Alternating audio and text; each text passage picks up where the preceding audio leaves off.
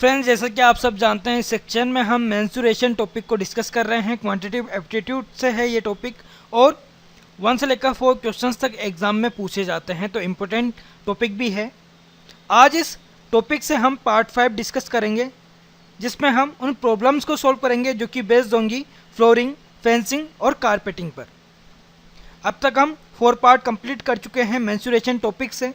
अगर आपने कोई पार्ट मिस कर दिया है तो आप यहाँ पर क्लिक करके उसे देख सकते हैं। और हमारे इस चैनल को सब्सक्राइब करने के लिए आप यहाँ पर क्लिक करें। जब आप सब्सक्राइब बटन पर क्लिक करेंगे, पास में एक बेल का सिंबल, एक घंटी का चिन्ह आपको दिखाई देगा, उस पर भी आपको क्लिक करना है ताकि परमिशंस अलाउ हो जाए नोटिफिकेशंस के लिए। तो जब भी कोई नया वीडियो हम अपलोड करेंगे इस चैनल पर, तो उसका नोटिफिकेशन आपको ईमेल के थ्रू डायरेक्टली मिल जाएगा। आप उस वीडियो को मिस नहीं करेंगे। फ्रेंड्स, आपको मेरा ये वीडियो अच्छा लगे, पसंद आए तो लाइक बटन पर क्लिक ज़रूर कीजिएगा, शेयर कीजिएगा इस वीडियो को अपने दोस्तों के साथ में और कमेंट कीजिएगा। तो स्टार्ट करते हैं आज की क्लास। हेलो फ्रेंड्स, मेरा नाम है समीर गहलोत। द ट्यूब गुरु में आप सभी का स्वागत है। मेंसुरेशन टॉपिक से part 5 problems based on flooring, fencing, carpeting. तो देखिए, फर्स्ट क्वेश्चन इस पार्ट से। An order was placed for supply of carpet of breadth 3 meters. The length of carpet was 1.44 times of breadth. Subsequently, the breadth and length were increased by 25 and 40% respectively at the rate of rupees 45 per square meter. What would be the increase in the cost of the carpet? तो friends, काफ़ी important question है, ठीक से इसे समझिएगा। Question में बोला गया है, एक ऑर्डर प्लेस किया गया है, एक ऑर्डर दिया गया कारपेट की सप्लाई के लिए, एक कालीन की आपूर्ति के लिए, जिसकी चौड़ाई थी 3 मीटर, ब्रेथ 3 मीटर की थी, और लेंथ के लिए बोला गया है length of the carpet was 1.44 times of breath.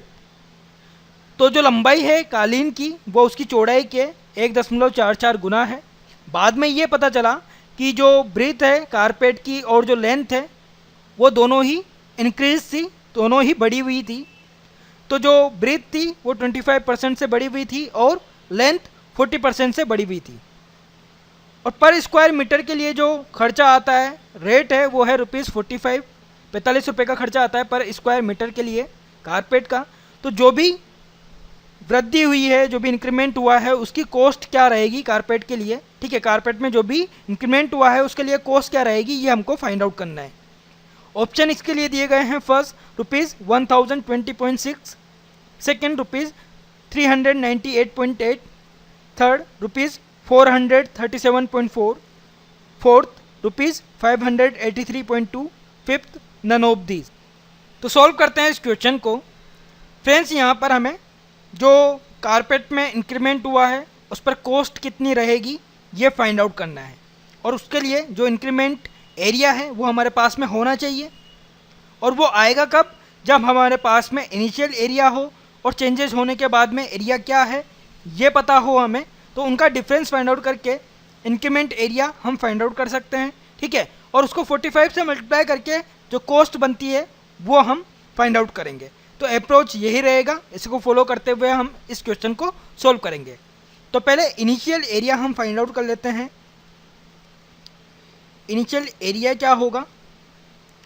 Breath कितनी थी? 3 मीटर्स, लेंथ 1.44 इंटू 3। ऐसा क्यों लिखा मैंने? क्योंकि यहाँ पर दिया गया है length of carpet was 1.44 times of breadth. लंबाई जो है चौड़ाई के 1.44 गुना है, ठीक है। तो चौड़ाई कितनी है? 3, इसका 1.44 गुना कितना हो जाएगा? 1.44 इंटू 3। तो यहाँ से ब्रेथ और लेंथ हमारे पास में आ गई है। और जो भी रेक्टेंगल शेप होता है, कारपेट एक तरह से रेक्टेंगल शेप होता है, तो एरिया क्या होगा? Length into breadth. Length into breadth यहाँ पर कितना हो जाएगा? देखिए, 9 इंटू 1.44, 9 इंटू 1.44, 9 इंटू 4 कितना होगा? 36, और 3 कैरी फॉरवर्ड हो जाएगा, 36 प्लस 3 39, 3 कैरी फॉरवर्ड हो जाएगा, 9 इंटू 1 9, 9 प्लस 3 12, 12.96 मीटर स्क्वायर, ठीक है। 12.96 मीटर स्क्वायर एरिया यहाँ पर हमें मिलेगा। और अब चेंजेस होने के बाद में, इंक्रीमेंट होने के बाद में एरिया क्या हुआ वो फाइंड आउट कर लेते हैं। तो एरिया आफ्टर कोरस्पॉन्डिंग चेंज,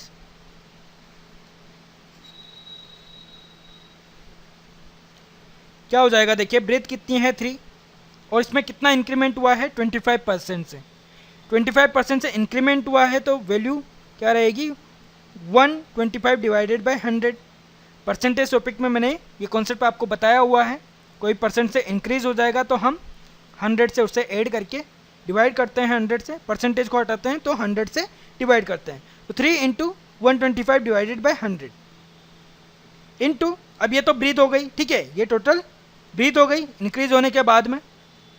अब लेंथ लेते हैं, लेंथ कितनी है, ठीक है 1.44 इंटू 3, ये लेंथ है और इसमें कितना इंक्रीमेंट हुआ है 40% का, तो 140 डिवाइडेड बाय 100।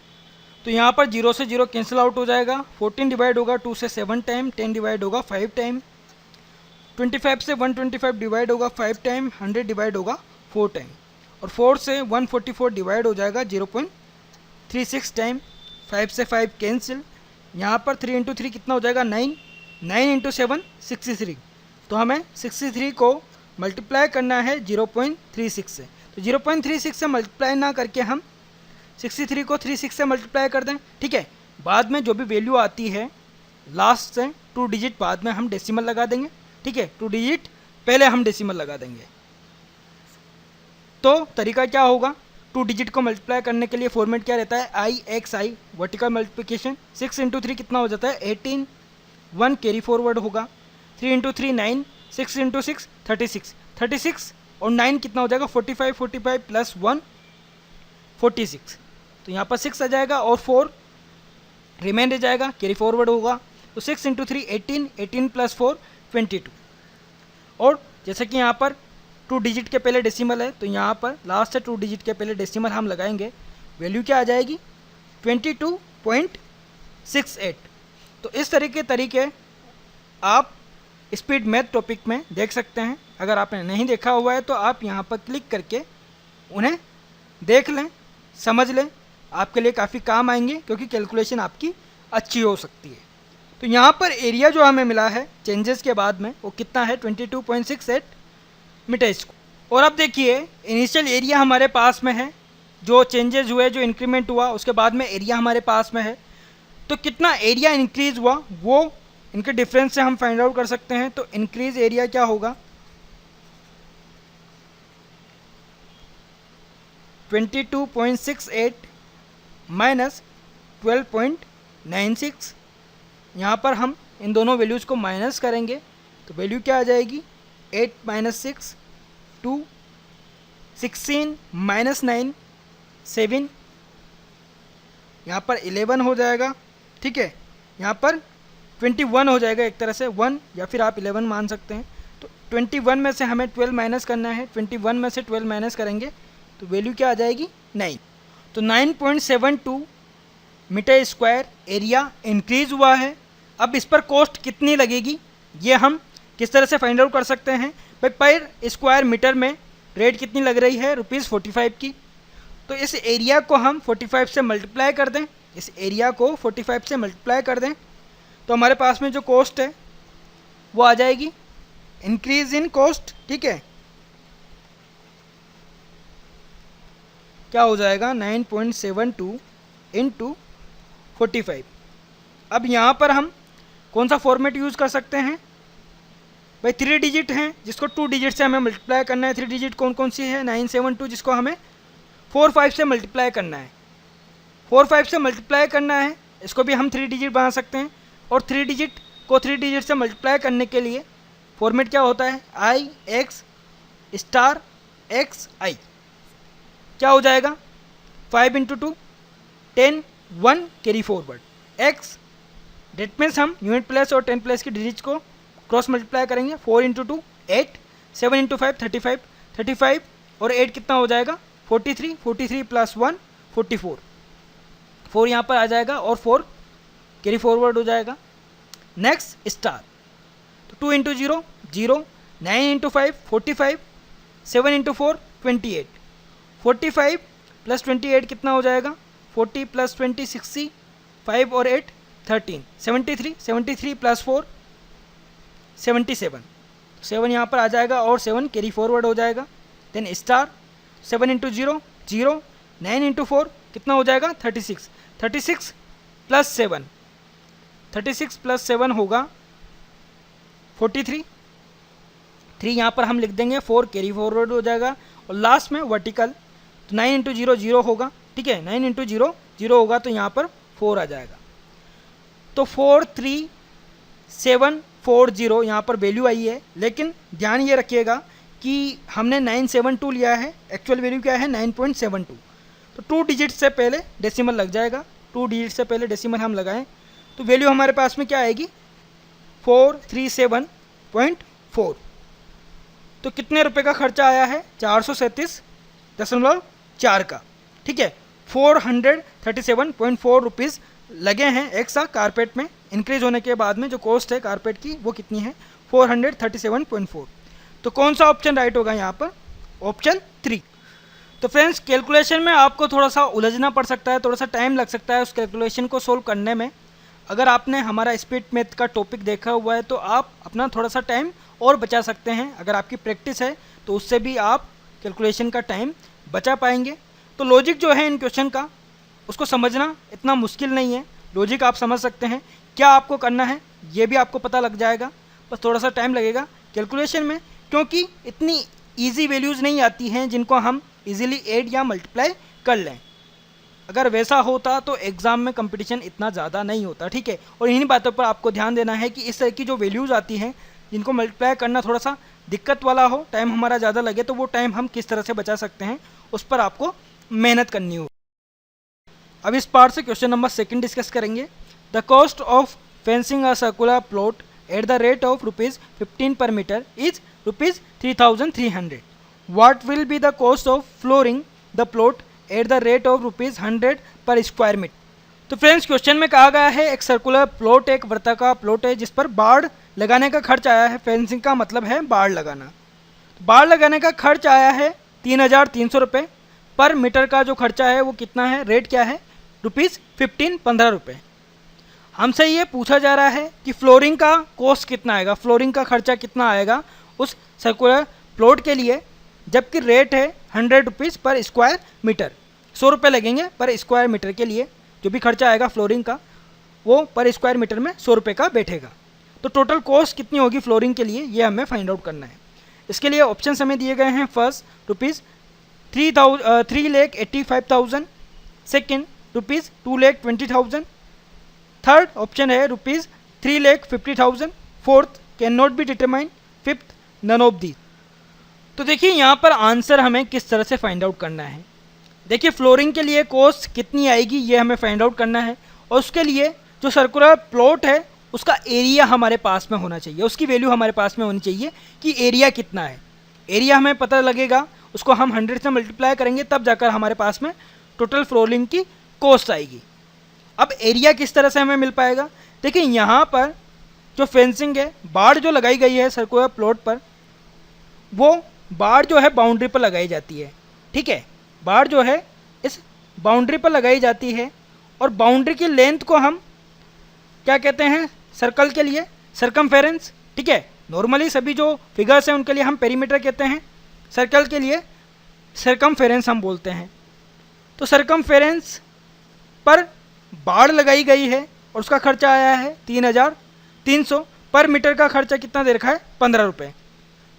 तो सर्कल का सर्कमफेरेंस होता कितना है 2πr। तो फेंसिंग एरिया है कितना, ठीक है, जो सर्कमफेरेंस है वही फेंसिंग एरिया है। फेंसिंग एरिया 2πr के इक्वल है, और ये एरिया हमें कब मिलेगा, जब हम 3,300 को 15 से डिवाइड करेंगे, ठीक है। पर मीटर का जो कॉस्ट है वो 15 रुपीज़ है, टोटल कॉस्ट कितना है 3,300, 3,300 को हम 15 से डिवाइड कर दें तो एरिया हमें मिल जाएगा, फेंसिंग का एरिया हमें मिल जाएगा। तो देखिए 3,300 डिवाइडेड बाई 15 किसके इक्वल होगा, 2πr के इक्वल होगा, क्योंकि सर्कमफेरेंस जो है सर्कल का क्या होता है 2πr, r जहाँ पर रेडियस होती है उस सर्कल।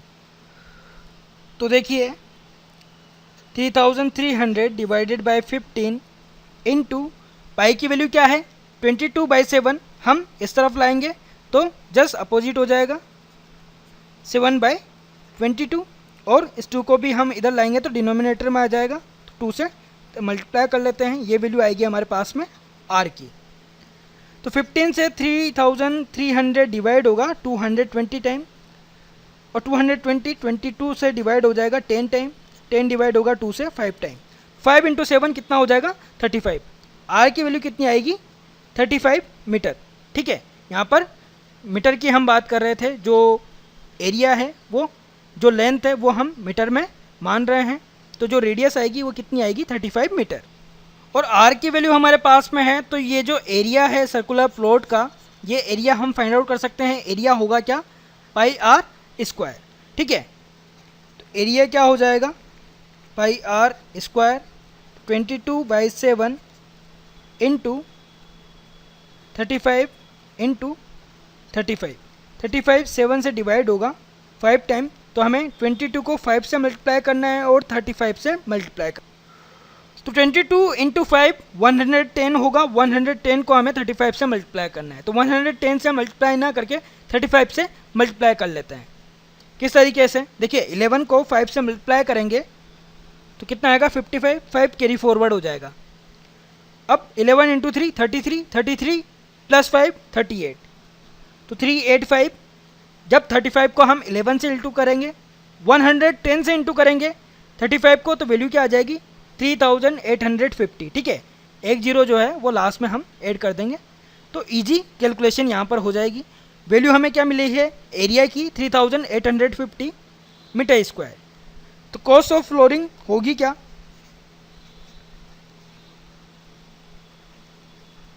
भाई पर स्क्वायर मीटर का खर्चा कितना है 100 रुपये। ठीक है, पर स्क्वायर मीटर का जो खर्चा है वो कितना है ₹100। तो ये जो एरिया है इसे हम 100 से मल्टीप्लाई करेंगे, 3850 इंटू 100 इक्वल्स टू कितना हो जाएगा 3,85,000। अब यहाँ पर ये जो स्टेप हमने लिखी, एग्ज़ाम में आपको ये सब कुछ नहीं करना है। ठीक है, एग्ज़ाम में आपको अपना टाइम बचाना है और जो अनरिक्वायर्ड स्टेप्स हैं उनको छोड़ देना है। अब यहाँ पर वैल्यू थी 3850, उसे हमें 100 से मल्टीप्लाई करना है, तो उसके लिए एक और स्टेप हमने लिखी, लेकिन उसे लिखने की ज़रूरत नहीं थी। अगर 100 से हमें मल्टीप्लाई करना है, सिंपल सा लास्ट में 2 जीरो और लग जाएंगी और बिना लिखे हम आंसर मार्क कर सकते थे। तो जो स्टेप्स रिक्वायर्ड नहीं है एग्ज़ाम में उन्हें आप ना लिखें, यहाँ पर सिर्फ मैं एक्सप्लेन करने के लिए बता रहा हूँ। ठीक है, तो एग्ज़ाम में आप अपना टाइम इसी तरीके से बचा सकते हैं, जो रिक्वायर्ड स्टेप्स नहीं हैं उनको एग्ज़ाम में छोड़ दें, क्योंकि उसके नंबर आपको नहीं मिलेंगे। तो जो कॉस्ट आएगी फ्लोरिंग की वो कितनी आएगी 3,85,000। कौन सा ऑप्शन राइट होगा यहाँ पर, ऑप्शन फर्स्ट। तो फ्रेंड्स यहाँ पर क्वेश्चन जो था वो फेंसिंग का था, बाड़ लगाना, और बाड़ हमेशा किसी भी एरिया के बॉर्डर पर लगाई जाती है। तो बॉर्डर की जो लेंथ है उसी पर फेंसिंग लगाई जाएगी, और बॉर्डर की लेंथ अगर सर्किल की बात हो रही है तो उसे हम सर्कमफेरेंस बोलते हैं, रेक्टेंगल स्क्वायर की बात हो रही है तो हम उसे पेरीमीटर बोलते हैं। ठीक है, अदर जो फिगर्स हैं उनके लिए हम पेरीमीटर बोलते हैं, सर्किल के लिए हम सर्कमफेरेंस बोलते हैं।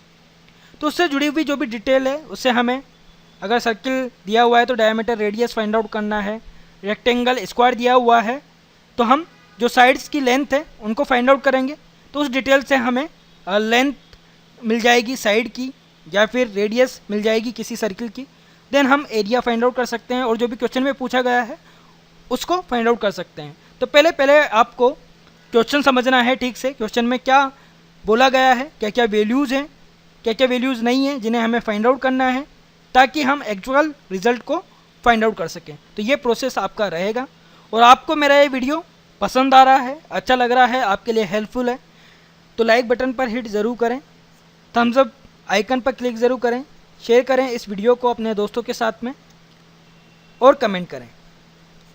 जिन व्यूवर्स ने सब्सक्राइब नहीं किया है अभी तक हमारे चैनल को, वो यहाँ पर क्लिक करके इसे सब्सक्राइब कर लें, ताकि डेली आपको नए नए वीडियोस आपके सिलेबस से जुड़े हुए देखने को मिले, आपकी प्रिपरेशन कंटिन्यू बनी रहे। तो जब भी आप सब्सक्राइब करेंगे, पास में बेल का सिंबल आपको दिखाई देगा, एक घंटी का चिन्ह आपको दिखाई देगा, उस पर भी आपको क्लिक करना है, ताकि जब भी कोई नया वीडियो हम अपलोड करें उसका नोटिफिकेशन आपको ईमेल के थ्रू मिल जाए तो आप उस वीडियो को मिस ना करें और आपकी प्रिपरेशन कंटिन्यू बनी रहे। अब क्वेश्चन नंबर 3 डिस्कस करेंगे। Length of the floor of a rectangular auditorium is 6 metre more than the radius of a circle with a circumference of 572 meter. The perimeter of the floor of the rectangular auditorium is 356 meter. What will be the cost of flooring the auditorium? Only the floor of the auditorium. If the cost of flooring is if rupees 12 per meter square. तो friends question में कहा गया है एक rectangular auditorium है, इसके floor का length 6 metre ज़्यादा है एक सर्किल के रेडियस से, सर्किल की त्रिज्या से, और सर्किल का सरकमफेरेंस दिया गया है, परिधि दी गई है 572 मीटर। जो ऑडिटोरियम है, रेक्टेंगुलर ऑडिटोरियम है, उसके फ्लोर का पेरीमीटर दिया गया है 356 मीटर। हमें कॉस्ट बतानी है कि उस ऑडिटोरियम के फ्लोर पर फ्लोरिंग की जो कॉस्ट है वो कितनी आएगी, फर्स्ट लगाने की कॉस्ट कितनी आएगी, जबकि रेट क्या है ₹12 पर मीटर स्क्वायर। पर स्क्वायर मीटर में 12 रुपये का खर्च आएगा, तो टोटल कॉस्ट कितनी होगी फ्लोरिंग की ये हमें बताना है। इसके लिए ऑप्शंस दिए गए हैं। First ₹87,954, second ₹91,236, third ₹94,284, fourth ₹75,490, fifth none of these. तो देखिए फ्रेंड्स, इस क्वेश्चन में हमें करना क्या है, ऑडिटोरियम में फ्लोरिंग की कॉस्ट कितनी आएगी ये हमें फाइंड आउट करना है, और इसके लिए फ्लोर का एरिया कितना है ये हमें पता होना चाहिए, वो वैल्यू हमारे पास में होनी चाहिए। एरिया रेक्टेंगल का होता क्या है, लेंथ इनटू ब्रेथ, ठीक है। अब वो दोनों ही वैल्यूज हमारे पास में इस क्वेश्चन में नहीं दी गई है डायरेक्टली। लेंथ के लिए बोला गया है, लेकिन लेंथ जो है वो 6 मीटर ज़्यादा है किसी सर्किल के रेडियस से, सर्किल का सरकमफेरेंस दिया गया है। तो इन दोनों डिटेल्स को यूज़ करके उस रेक्टेंगुलर ऑडिटोरियम के फ्लोर की लेंथ हम फाइंड आउट करेंगे, ठीक है। किस तरीके से, सरकमफेरेंस से रेडियस हमें मिलेगी उस सर्किल की, और उस रेडियस की वैल्यू में हम 6 ऐड कर देंगे तो लेंथ हमें मिल जाएगी। लेंथ हमें मिल जाएगी तो हम पेरीमीटर जो है और लेंथ को यूज करके ब्रेथ जो होगी उस फ्लोर की वो फाइंड आउट करेंगे। लेंथ और ब्रेथ मिलने के बाद में एरिया हमें मिल जाएगा। रेक्टेंगल का एरिया क्या होता है, लेंथ इंटू ब्रेथ, वो एरिया हमें मिल जाएगा। और एरिया मिलने के बाद में हम 12 से मल्टीप्लाई करेंगे तो जो टोटल कॉस्ट है फ्लोरिंग की वो हमें मिल जाएगी। तो ये अप्रोच हम यहाँ पर यूज़ करेंगे। तो सबसे पहले तो सरकमफेरेंस ऑफ सर्किल होता क्या है, 2πr, ठीक है। सरकमफेरेंस ऑफ सर्किल किसके इक्वल होगा, 2πr के, जो कि हमें यहाँ पर दिया गया है कितना है 572। तो 2πr इक्वल होगा 572 के। यहाँ से हम r की वैल्यू फाइंड आउट करेंगे। r की वैल्यू हो क्या जाएगी, 572 डिवाइडेड बाई 2। अब पाई की वैल्यू 22/7 हम इधर लाएंगे तो क्या हो जाएगा, 22 डिनोमिनेटर में और 7 न्यूमरेटर में आ जाएगा। इसको हमें सिंप्लीफाई करना है। तो देखिए 572 11 से डिवाइड हो जाएगा 52 टाइम, और 22 डिवाइड होगा 2 टाइम। 52 2 से डिवाइड हो जाएगा 26 टाइम, और 26 2 से डिवाइड होगा 13 टाइम। 13 इंटू 7 कितना हो जाएगा, 91, ठीक है। 13 इंटू 7 कितना हो जाएगा, 91।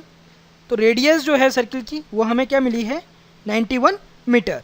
और रेडियस से हम लेंथ फाइंड आउट कर सकते हैं फ्लोर की। तो लेंथ ऑफ फ्लोर कितनी हो जाएगी, 91 + 6, डेट मीन्स 97 मीटर। तो लेंथ क्या है फ्लोर की, 97 मीटर। फ्लोर का पेरीमीटर हमें दिया गया है 356। पेरीमीटर क्या होता है, रेक्टेंगल जो शेप है, रेक्टेंगल जो फिगर है उसका पेरीमीटर क्या होता है, 2 इंटू लेंथ प्लस ब्रेथ, ठीक है। 2 इंटू लेंथ प्लस ब्रेथ, जो कि हमें दिया गया है किसके इक्वल है, 356 के। यहाँ पर लेंथ की वैल्यू हमें पता है तो उसको हम यहाँ पर पुट करके ब्रेथ की वैल्यू फाइंड आउट कर सकते हैं।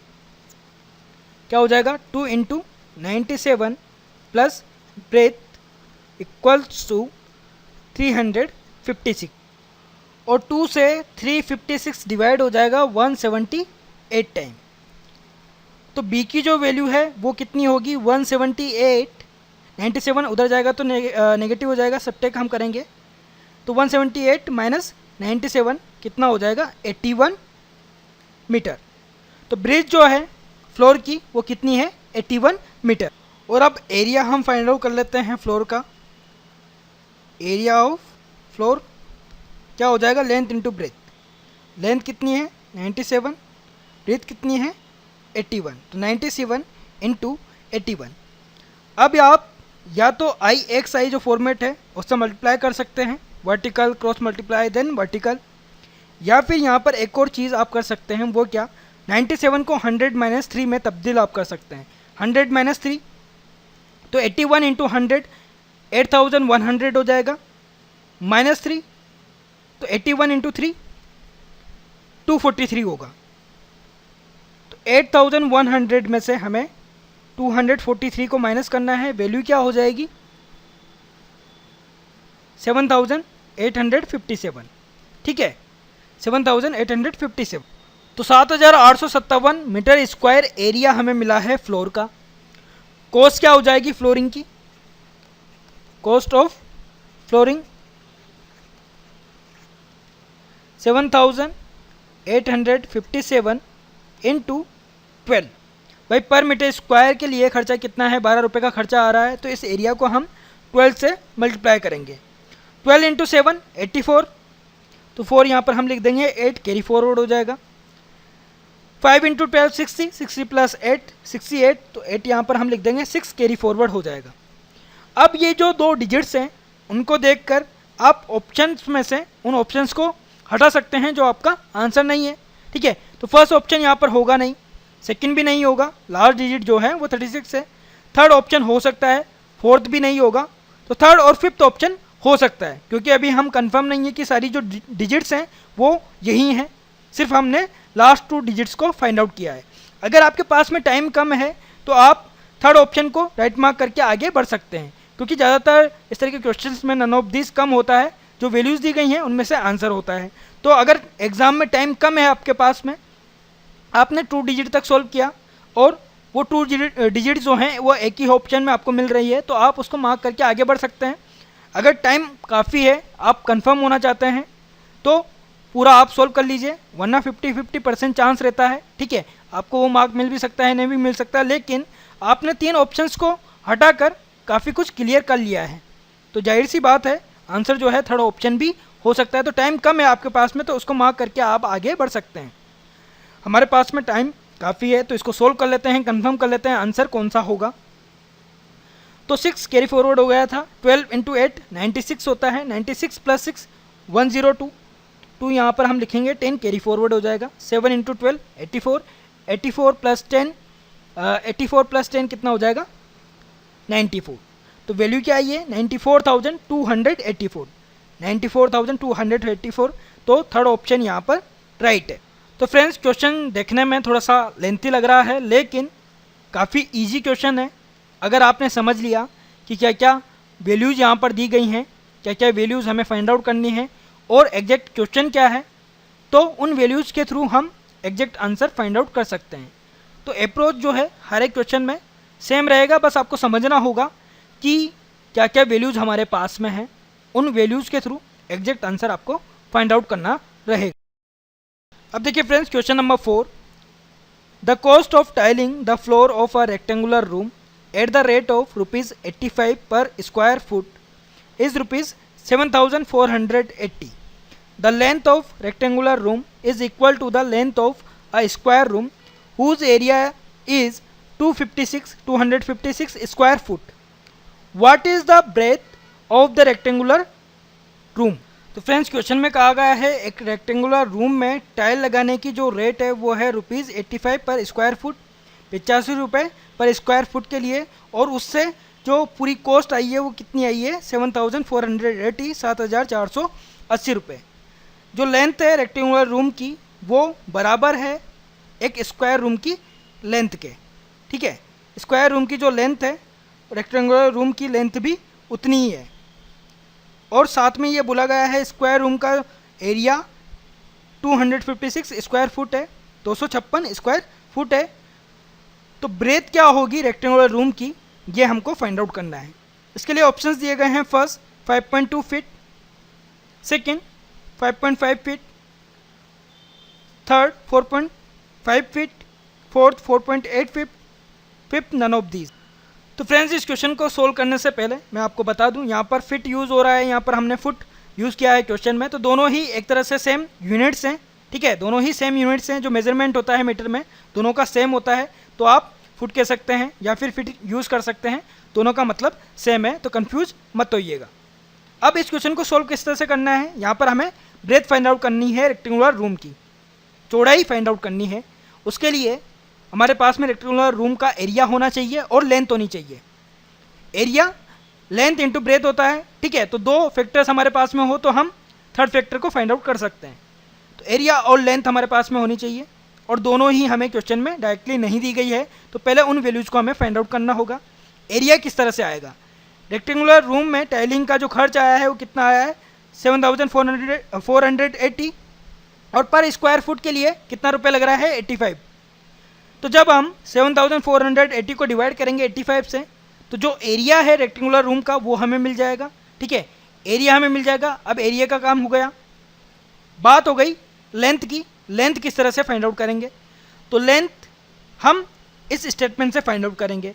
लेंथ जो है स्क्वायर रूम के लेंथ के इक्वल है, ठीक है, रेक्टेंगुलर रूम की जो लेंथ है वो स्क्वायर रूम की लेंथ के इक्वल है, और स्क्वायर रूम का एरिया हमें दिया गया है। एरिया से हम उस स्क्वायर रूम की लेंथ फाइंड आउट करेंगे। स्क्वायर रूम की लेंथ ही रेक्टेंगुलर रूम के लेंथ के इक्वल होगी, और जब लेंथ और एरिया हमें मिल जाएगा तो फॉर्मूला जो हमारा पास में है रेक्टेंगल एरिया को फाइंड आउट करने का, उसी को यूज़ करते हुए हम ब्रेथ फाइंड आउट करें। तो पहले रेक्टेंगुलर रूम का एरिया फाइंड आउट कर लेते हैं। एरिया ऑफ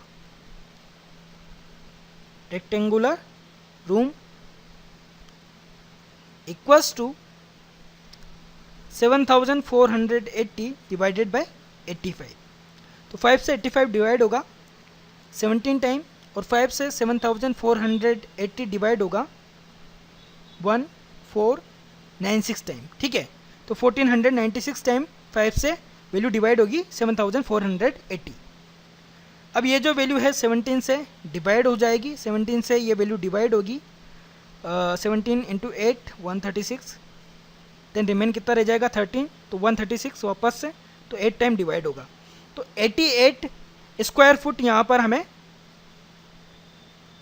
वैल्यू मिलेगी एरिया की। रेक्टेंगुलर रूम जो है उसका एरिया कितना होगा 88 स्क्वायर।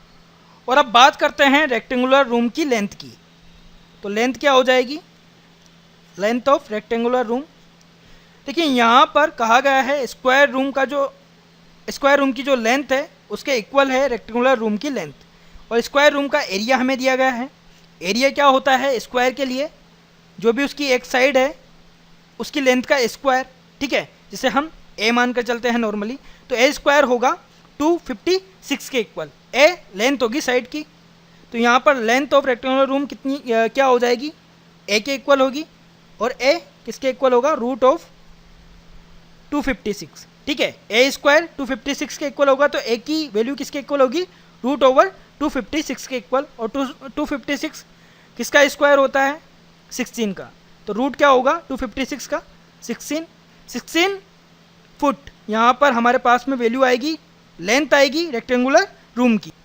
अब चूंकि लेंथ हमारे पास में है रेक्टेंगुलर रूम की, एरिया हमारे पास में है रेक्टेंगुलर रूम का, तो ब्रेथ हम फाइंड आउट कर सकते हैं। देखिए एरिया रेक्टेंगल जो भी फिगर है उसका एरिया क्या होता है, लेंथ इनटू ब्रेथ। ब्रेथ को हमें फाइंड आउट करना है। ब्रेथ हो क्या जाएगी, एरिया डिवाइडेड बाय लेंथ। तो एरिया कितना है 88 और लेंथ कितनी है 16, तो 88 को 16 से हम डिवाइड करेंगे तो वैल्यू हमारे पास में आएगी 5.5, ठीक है, 5.5 फुट, या फिर आप इसे फिट भी कह सकते हैं। तो कौन सा ऑप्शन राइट होगा यहाँ पर, ब्रीथ हमें कितनी मिली है 5.5, तो यहाँ पर ऑप्शन राइट होगा ऑप्शन सेकंड 5.5।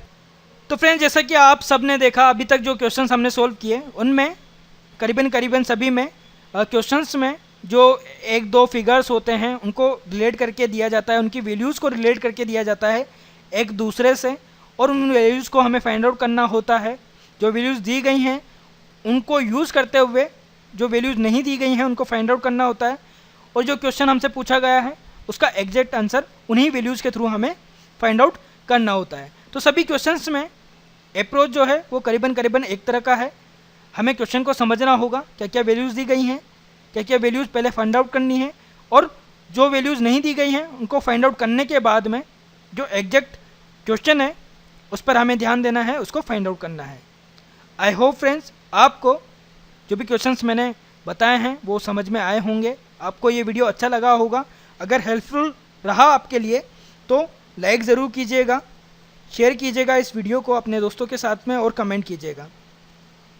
कमेंट आप करेंगे तो मुझे पता लग पाएगा आपको वीडियो कितना पसंद आ रहा है। जिन व्यूवर्स ने अभी तक हमारे इस चैनल को सब्सक्राइब नहीं किया है वो यहाँ पर क्लिक करके इसे सब्सक्राइब कर लें।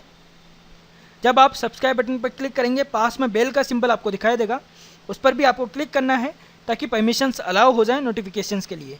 तो जब भी कोई नया वीडियो हम अपलोड करेंगे इस चैनल पर तो उसका नोटिफिकेशन आपको मिल जाएगा डायरेक्ट ईमेल के थ्रू। आप उस वीडियो को मिस नहीं करेंगे, आपकी प्रिपरेशन कंटिन्यू बनी रहेगी।